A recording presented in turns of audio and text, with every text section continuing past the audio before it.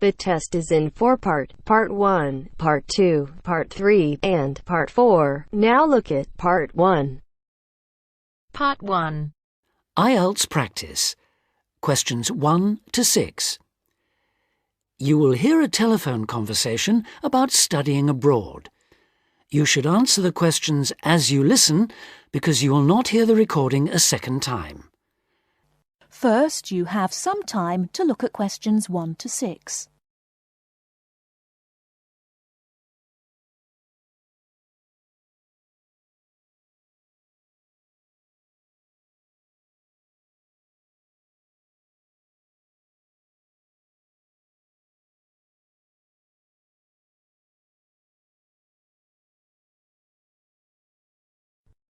Listen carefully and answer questions 1 to 6. Hello, Admissions Guidance. How can I help? Hello. I'd like some information about studying at your university. Can you help me? Yes, of course. What course are you interested in applying for? International business. I already have a first degree from a university in my country. Fine. So you'd want to do a master's level course? Yes, that's right. OK. We offer an MIB course. That's a 12-month full-time course. I can send you details of that course, or you can download a PDF file from our website. Could you put it in the post, please? I don't have access to the internet at the moment. Could you tell me what qualifications I need for that course? Yes, for the MIB, you need a first degree. The minimum qualification is a 2-1 or a first. OK. And in English language, you need a score of 7 or above in IELTS. That's not a problem. I have a 9. That's fine. Could you tell me the course hours and the semester dates, please? Yes, there's a total of 10 hours of lectures, seminars and tutorials a week, and there's an extended stay abroad at the beginning of the second semester. That involves spending a month at the national head office of a multinational corporation. OK. And the semester dates are... just a moment... OK, the first semester starts on the 27th of September and ends on the 22nd of January, and the second semester runs from the 7th of February to the 27th of May. Can you tell me a bit more about the actual course content? Well, I don't know much about the course personally. I'm an admissions officer, but I can read the course description for you if you like. If you need to know more about the academic side, you'll need to speak to the course tutor. Thanks. I'd be very grateful if you could tell me as much as possible now. I'll just read the main points. It involves the advanced study of international organisations, their management and their changing external context. Students develop their ability to apply knowledge and understanding of international business to complex issues, both systematically and creatively, to improve business practice. Thank you very much. You're welcome. Now, if you could give me your name and address, I'll have full details of postgraduate courses sent to you. OK. My name is Javed Iqbal. Before you hear the rest of the conversation, you have some time to look at questions 7 to 10.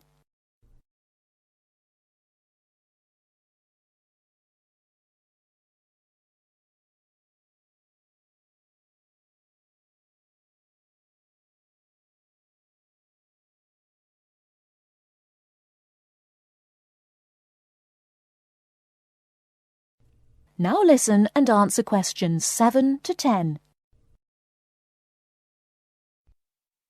OK. My name is Javed Iqbal. That's JAVED-IQBAL.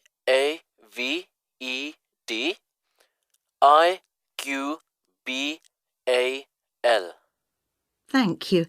And your home address, Mr. Iqbal?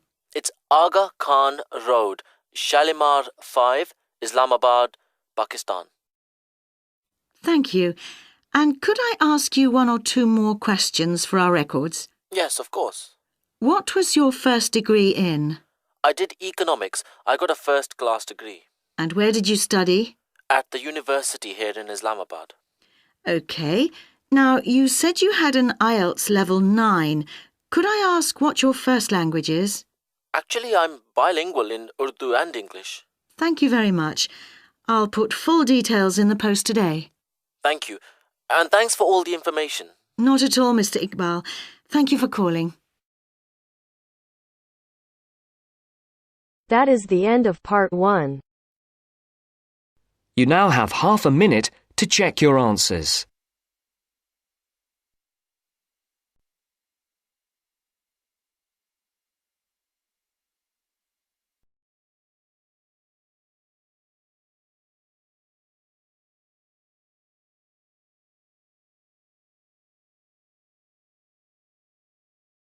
Turns to part 2.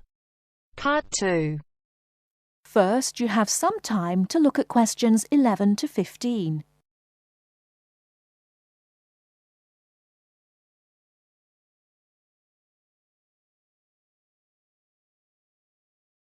Now, listen carefully and answer questions 11 to 15. The Airbus A380 is a revolution in aircraft technology. Today I have as my guest Mr. James Carr, who worked on the project. Mr. Carr, when did you start working on the Airbus A380?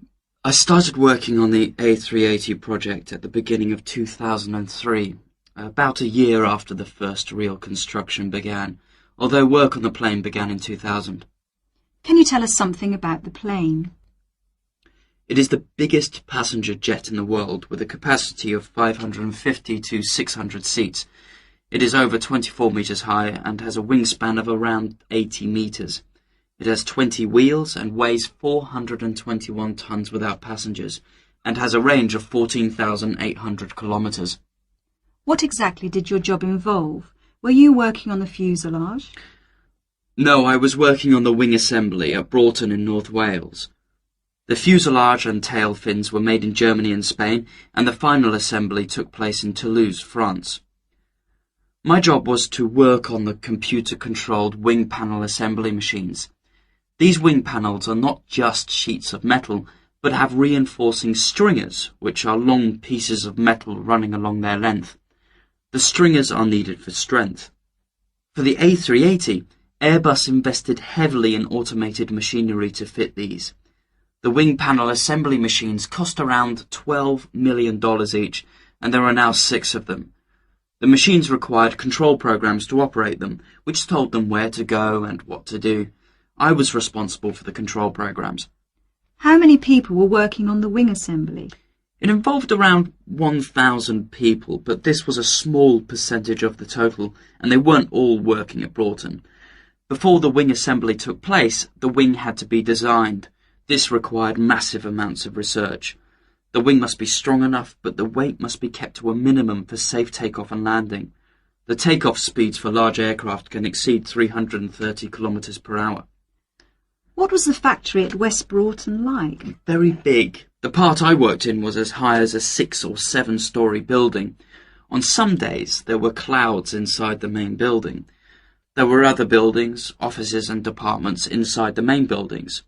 Workers used bicycles, trucks and vans to get around inside. The building is the size of 6.5 football pitches. How did you test the wing?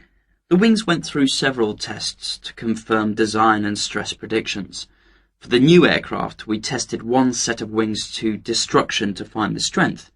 In other words, we completely destroyed the wing. We used another set of wings for fatigue testing.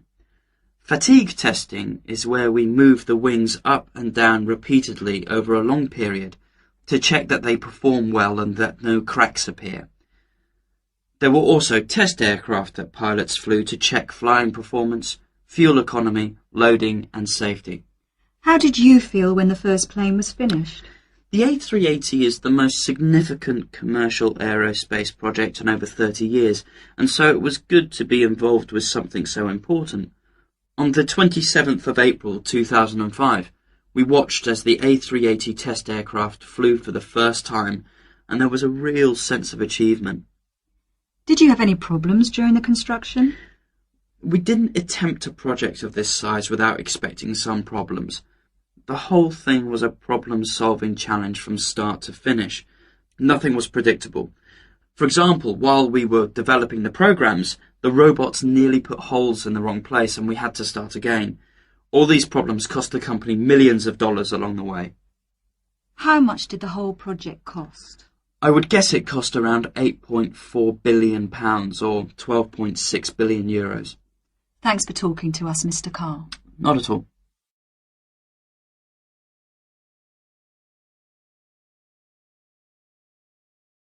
Before you hear the rest of the talk, you have some time to look at questions 16 to 20.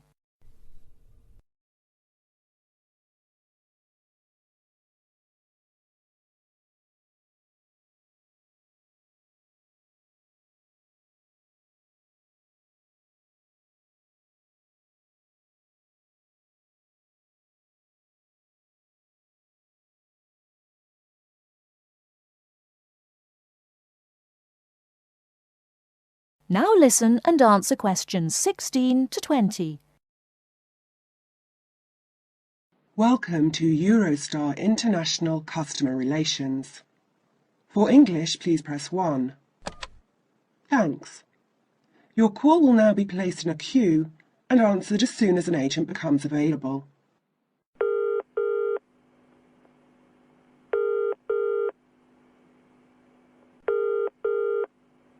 Which journey would you like to make? London to Paris, return. And what is your date of travel, please? The 21st of March, coming back on the 6th of April. What time of day would you like to travel? Around midday is best for me. There is one departing at 12:09 from Waterloo Station. Pardon? Could you repeat that, please? 12:09. 9 minutes past 12. Yes, 9 minutes past 12. Gets to Paris at 15:59. Right. I need to check the times of the trains coming back as well on the 6th of April. The latest I can get back to Waterloo is 9:15 p.m. What's the last one I could catch to get back by 9:15? How about if you arrive at 21:53? Is that okay? I think that would be too late because the last bus is at 9:30. Could you give me the one before that, please? Yes, I'll give you that. 1919 from Paris arrives London at 20:54. Sorry, what time was that from Paris? 1919. 19 minutes past 7. Sorry, I'm getting a bit mixed up. Could you run that by me again? Yes, of course. The train departs from Paris at 1919 and it arrives in London at 20:54. Got that. That will be fine.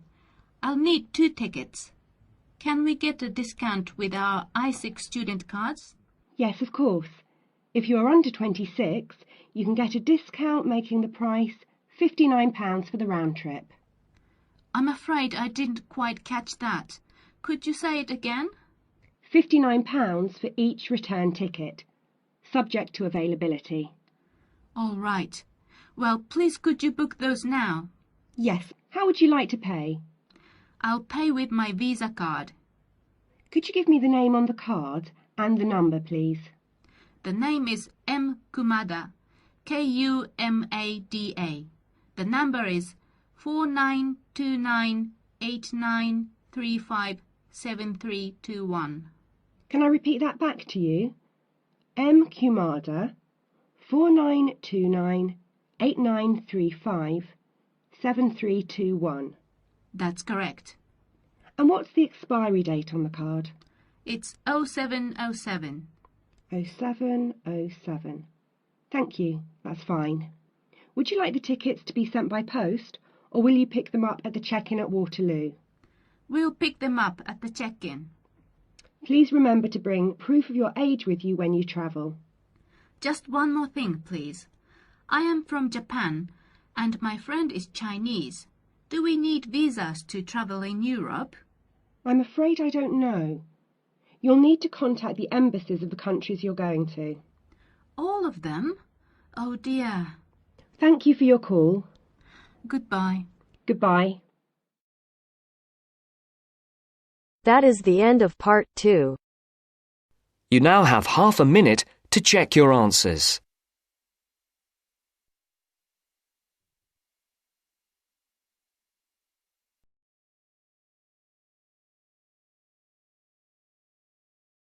Now turns to part 3.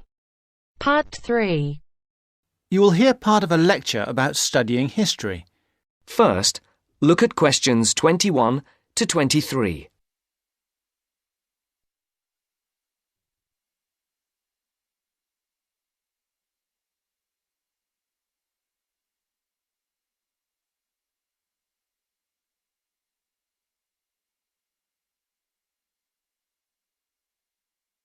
As you listen, answer the questions. Good morning, everybody. I'd like to begin this term's lectures with a discussion of the various sub-disciplines in history. Before I do that, though, can I refer you to the handout you picked up on the way in? It deals with two general topics. The first is, why study history? And the second is, what is history? Neither of these questions has an easy answer. In fact, people have been asking these questions for as long as history has been studied. However, as you are mostly new students to this subject, and we have some students of economics with us also, I feel you should have some background to these basic questions. Anyway, it's all in the handout. I might add that, for me personally, the most important reason for studying history is that I find it exciting. Our ancestors can remain, if we want them to, a mystery, a closed book, a blackness that we never see into, or we can come to know what motivated them and discover how that led to the world we live in today. Before the conversation continues, look at questions 24 to 30.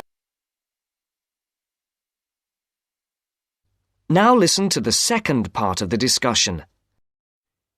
You who have chosen to pursue the study of history are very fortunate. This is a time when we can talk not just about history, but histories. Traditionally, history was seen as one subject, and the subject matter was clear. It was about kings and queens and wars. Additionally, it was about states and empires, or groups of states. This is what we now call political history. The subtopics were the parts of the world, for example, the history of China or of France. History has moved on somewhat, and we can learn a lot about current views of history by looking at the proposed lecture topics in our leading universities. In fact, you'll see that even the simplest definition of history, that it is about what happened in the past, is up for grabs. Some of the more, how shall I put it, progressive areas of study are as much about what should happen in the future. One example of this is the field of postmodern history. Likewise, feminist history looks at the past to make sure the future will be different, and it uses the past to assist in its efforts to make the future as it wants it to be. Somewhere in the middle of these two extremes lie a range of areas of study which have developed over the modern period, replacing the traditional idea of political history. These are by now mostly well established. You can study social history or economic history. Social history asks about the ordinary people and their lives, not just their daily lives, but their contribution to changes in our society. Ordinary people have desires and wishes which they try to put into effect, and this has a massive effect on social development which was not fully understood in the traditional study of history. By the way, one area of traditional history which I forgot to mention, but which has had a resurgence of interest in recent years, is the area of military history. This was, of course, of great practical use in more violent times, and unfortunately has become of increasing use and interest, academically and practically, in our own times. By the way, there is a new series of lectures on military history in our department, as if to demonstrate the truth of what I've just said. Ethnic and multicultural history are further examples of kinds of history which, like social history, differ from the traditional forms. Ethnic history is a modern concern which concentrates on the value systems and beliefs of a people, usually a minority people, which were ignored in the rapid forward march of the rich and powerful nations and states. How various ethnic groups live together and how their traditions change and develop is the subject of its contemporary cousin, multicultural history. In sum, As I said, you are fortunate to have such a wide choice of things to study in the fields of history. Choose wisely. And finally, it only remains for me to wish you good luck in your studies. That is the end of part 3. You now have half a minute to check your answers.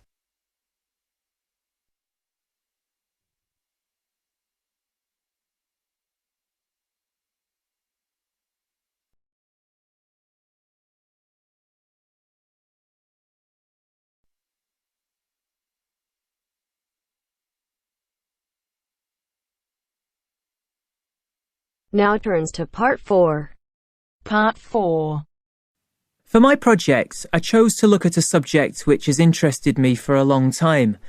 Why is it that some people are much happier than others? More upbeat and optimistic?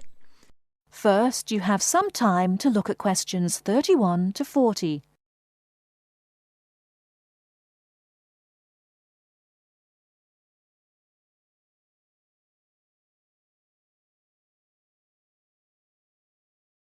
Now, listen carefully and answer questions 31 to 40. For my project, I chose to look at a subject which has interested me for a long time. Why is it that some people are much happier than others? More upbeat and optimistic? I should say that I regard myself as a very happy person, and so are most of my family, as far as I know. But that wasn't the reason why I chose this project.